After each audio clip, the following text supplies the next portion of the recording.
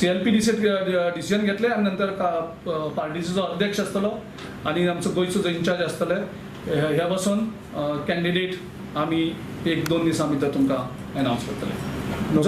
जो आमी पळयतले की आमी जो कॅन्डिडेट आसतलो तो आमी कॅन्डिडेट जस्ट फॉर्मेलिटीक दवरपाक सोदना.